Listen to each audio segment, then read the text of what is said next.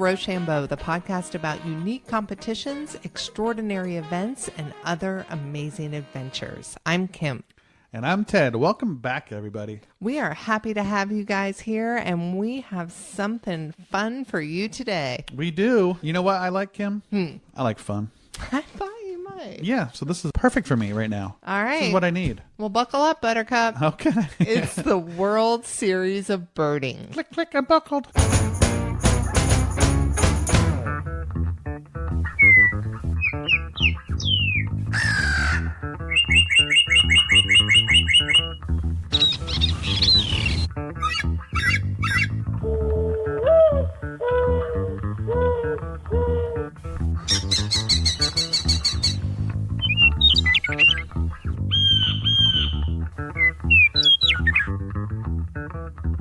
All right, so I can't name all of those bird calls, but serious birders, I'm sure could. Right. And by the way, that's a word, a birder. A birder. Is a person who likes to go birding. And what is birding? The sport, art, hobby of going out and trying to identify different species of birds. Uh-huh. And some people do it competitively. Okay. And we have a guest that's going to talk about the World Series of Birding, which is super competitive and also super fun. Mm-hmm. His name is Bill Lynch.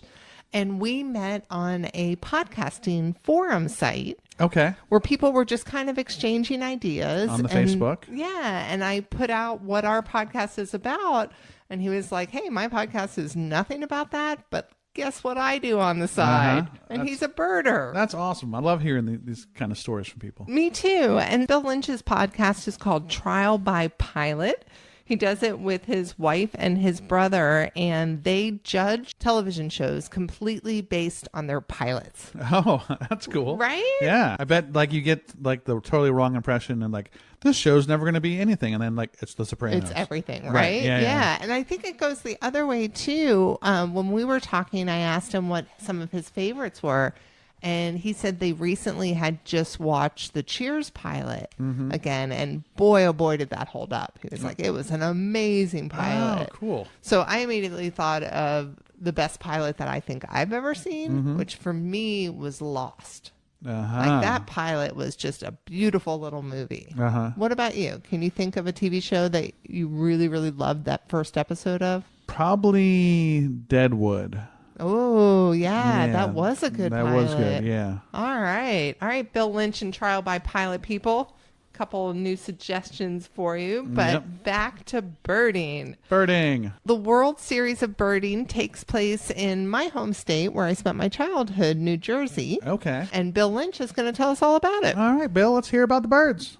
I'm Bill Lynch, and I'm a competitor in the World Series of Birding. All right, well, let's talk about it. All right. In your words, what is the World Series of Birding? So, put simply, the World Series of Birding is a 24-hour marathon of birding.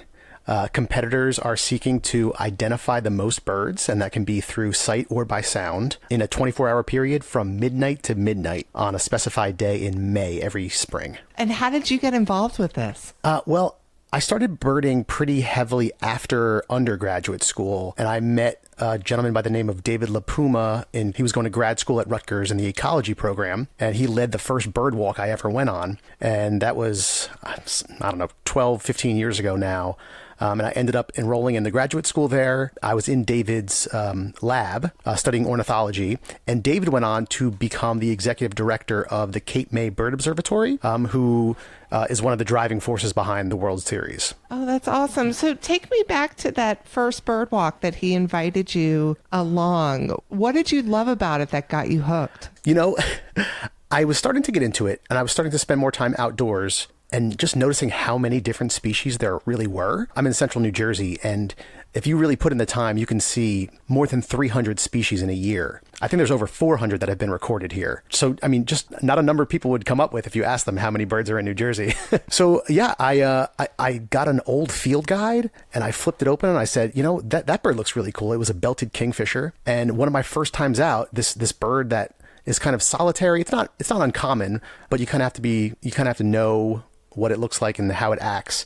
And sure enough, I saw one on my first time out, and I thought, this is incredible. There's so many birds around. And so I went on this bird walk, and David just had this wealth of knowledge about, the 12 different types of sparrows that we saw just like flitting through the grass. You see these little brown birds, a dime a dozen, I used to think. They're all different. They all have their own unique behaviors and mating rituals and songs and call notes. It's really incredible. That sounds incredible. Yeah. I don't know birds very well at all. So like you had just said, I would have thought they were all the same. Yeah.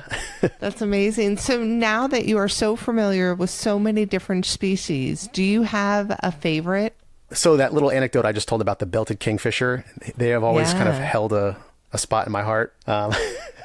They're not the most colorful bird. It's this bird that hangs out near open water, and it's got this oversized head and bill, almost like freakishly large compared to the body. And they hover over water, and they just sit there and wait, and then they splash down, and if they're lucky, they come back up with a fish. Do they do the dive bomb? Oh, yeah.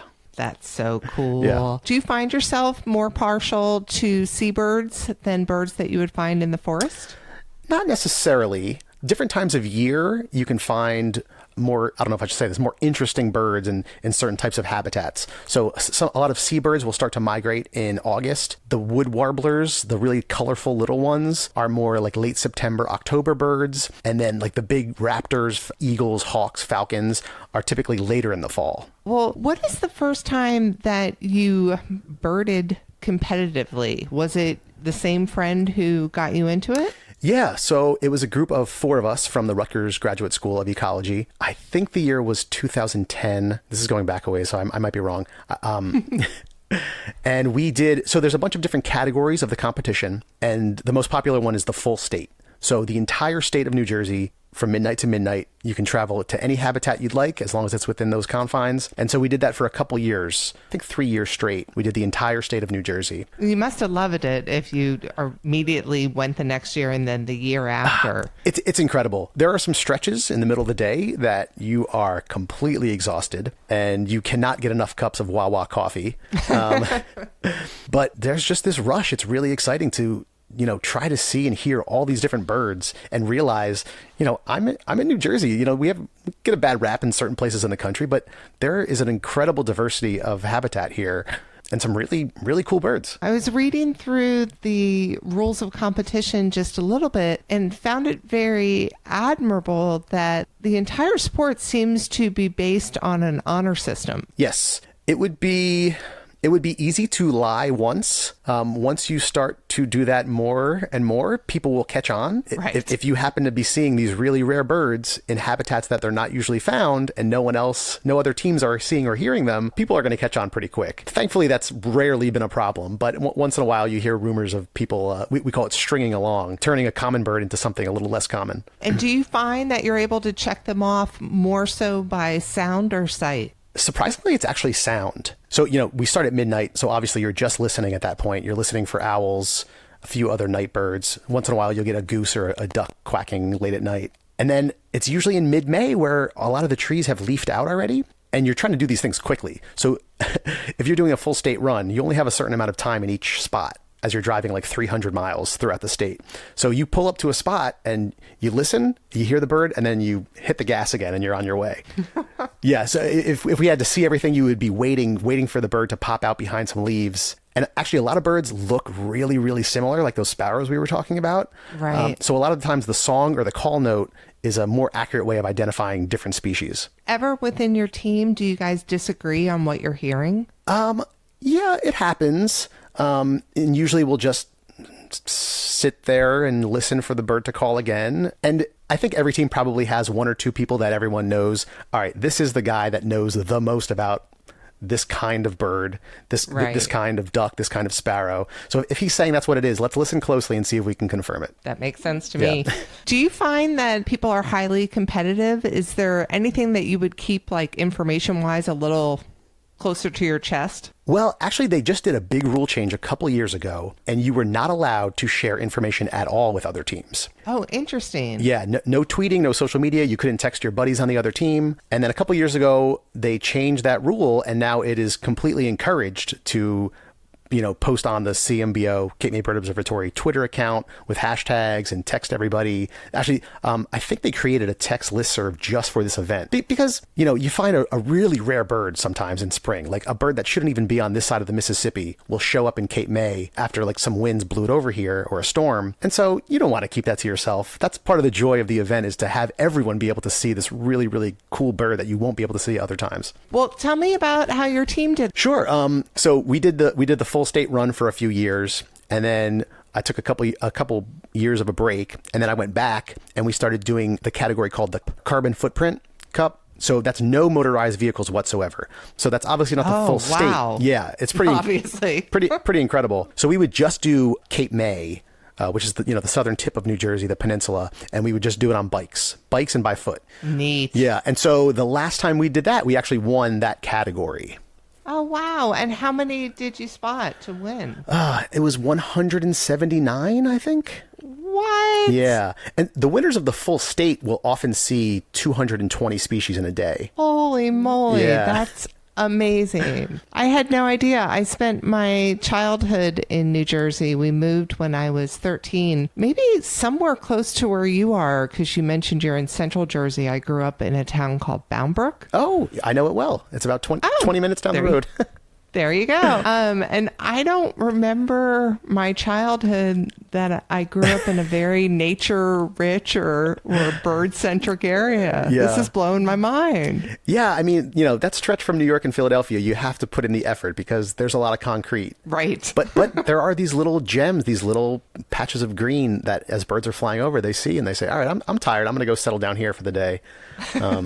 You can find them. You can find them just about anywhere. The year that you won, we're big fans of trophies here at Rochambeau. Can you tell me a little bit about your accolades?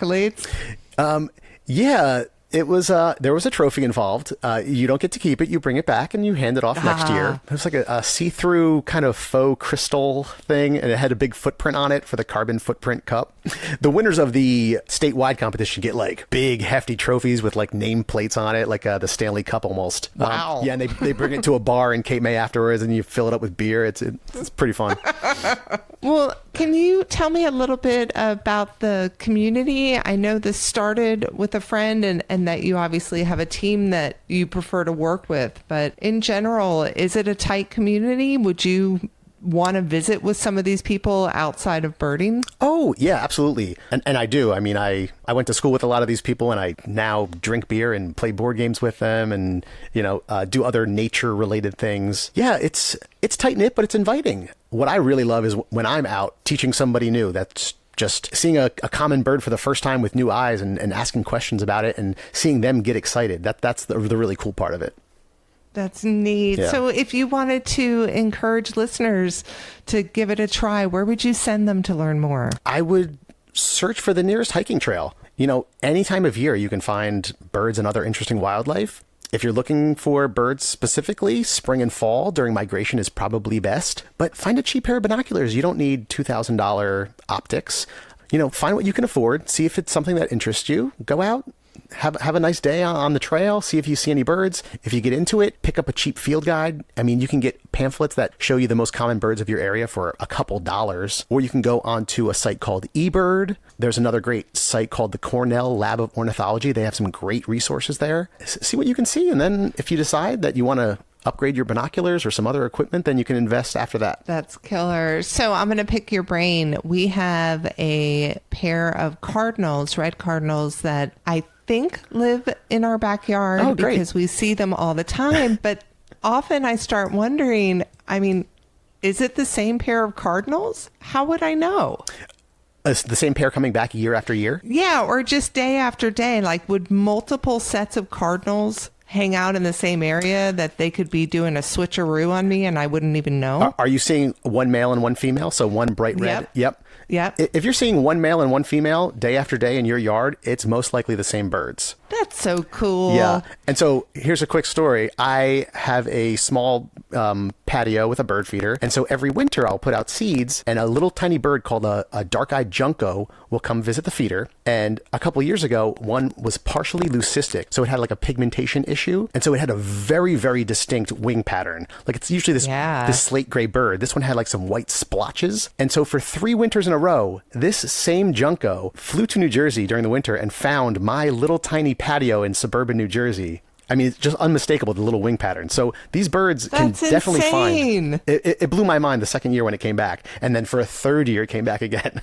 And where do you think his migration path takes him? So he's breeding probably somewhere in Canada, maybe the northeastern United States. But then he's coming down when it gets a little bit too cold there, and he is comfortable in New Jersey, I guess. And he's hanging out at your place. Yep. That is too cool.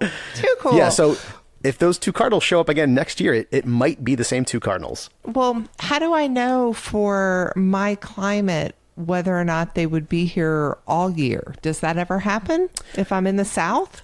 Some birds will spend time the entire year in the same place. So the website I mentioned before, eBird, you can type in any species, including northern cardinal. You can look up species accounts for your area. And they have an incredible amount of data. It's one of the largest citizen science projects ever. Like, people are just constantly inputting data. So you can look up your little patch, your little neighborhood, and it will say, all right, cardinals are seen here from this month to this month. Or you'll see bar charts that say cardinals are here 12 months out of the year. Excellent. Thank you so much. This was a great conversation. Take care.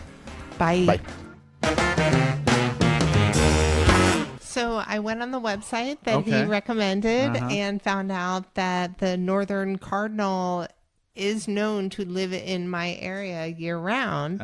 So these 2 cardinals that we're seeing all the time, they live in our backyard. They're the ones I've seen out the window here when we're recording? Exactly. We're going to call them Fred and Wilma. Okay. Now that we know that they're really living on our property, we feel like we are allowed to name them. Not Bob and Barbara?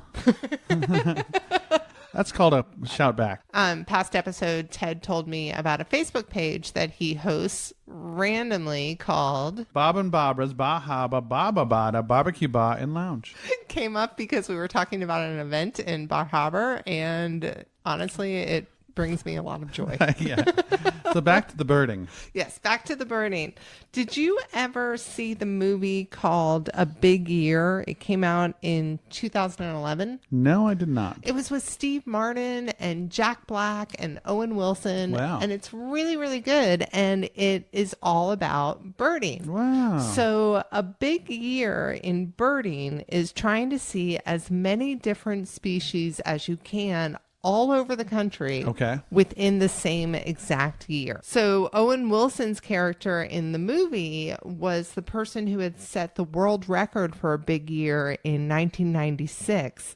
Across the country, he saw 748 different species of birds. Wow. I know. And this is based on a true story? Mind-blowing. Yeah. Yeah. So Owen Wilson's character was actually based on Sandy Comito. He won the big year with a world record in 1996 of seeing 748 different species of birds. Wow. Right? He held that record for 15 years. Woo. Amazing. And then someone saw one more than he did. Really? And they got to be the new record holder. And then the very next year, 2 other people saw one more than that guy. So 750 is where things are holding right now. The guy who saw 749 and was holding the record for a real short period of time, unfortunately, his name is Neil Hayward. And within 1 year, in order to see 749 different species of birds, he flew across the country over 193,000 miles. What? He drove 52,000 miles. He spent 147 hours at sea. And all in all, he ended up spending over half a year away from home, 195 nights away from home. I was going to say, that's like a full-time job. Yep. Yeah. He crossed 28 different states. It is a big, big deal. And I highly recommend that movie, The Big Year. It's very entertaining, and it does give you a really nice little glimpse into this world of competitive birding. Even this little talk with Bill has, like, piqued my interest in it, because I knew about bird watching, but never quite thought about it that much. Yeah, totally. Yeah. I actually said the same to Bill. I was just so grateful that he reached out because this is not one that was anywhere close to being on our radar. Right. Do you know if the World Series, this sounds like it was Jersey specific? It was. Yep, it is. Are there other states, other regions, other regional things? Okay. There are. New Jersey is just very rich in birding and birding history. He was telling me that there's different chapters of Audubon societies across the country, right. But New Jersey actually has its very own. It's not a chapter of the national one. It is theirs. So this is something that is very, very popular in New Jersey. That's amazing. I know. Yeah. All right, Jersey. So there you go. The World Series of Birding. Thanks, Kim.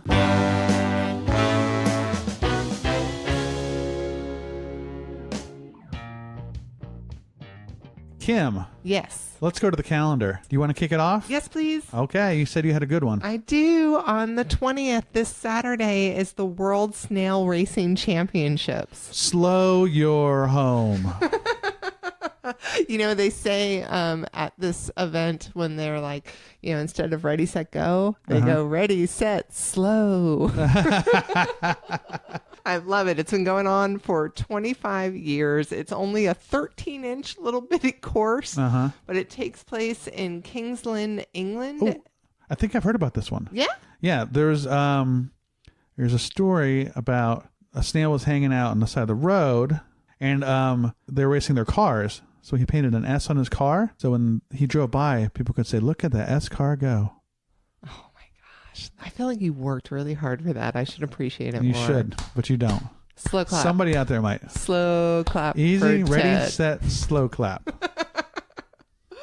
Oh my gosh. So if you are in Kingsland, England, please check out the snail racing. It's a really good day. They do tons of heats, and then it ends with a grand championship round. Over 190 snails battle for the title, and then there's 11 in the final. And last year, the winning snail's name was Hosta, and it completed the 13-inch course in 3 minutes and 10 seconds. That's booking. Yeah. Yeah. It's impressive for a snail. Yeah. So this is a weird one. What you got? The Music City Jerk Festival. Okay. Yeah. Jerk Festival. Yeah. It's the one day of the year where it's okay to be a jerk. No way. Gather with the fellow jerks and enjoy a day of obnoxious behavior with a bunch of other jerks. No way. Nah, it's not. I made that. Oh, thank goodness. It's about like the seasoning jerk, it's about the seasoning. Isn't it? Yeah. It's a celebration of Jamaican jerk sauce. Well, that's cool. Yeah. I don't think I would go like to a you're being a jerk festival. No. That sounds like an awful day. No. I think I want to start lying about some of these. Okay. Yeah, making some up like I just did with that one. All right. I'll be prepared. Okay. I'll strap in. But that is in Nashville, and it does sound delicious. It does. There'll be music and bands and good food. Yep. And hopefully no actual jerks. Yeah. Yeah. Except for you. Except for me. Liar. Well.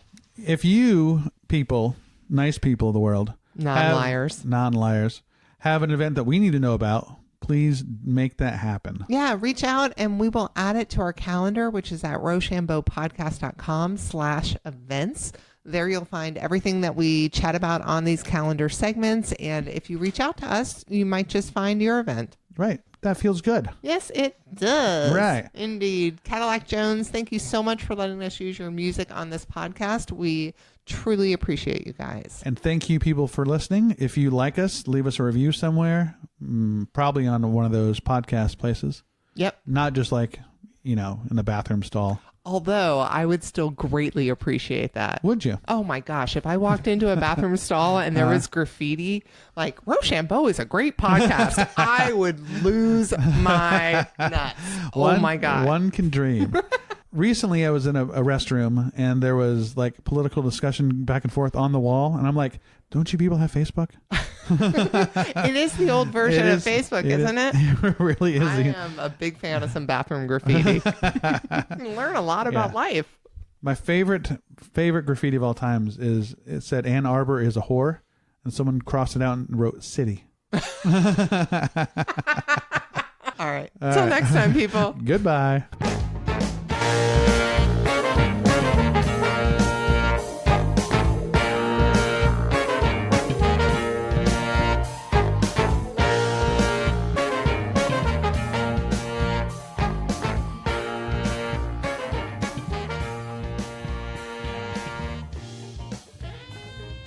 What is a bird?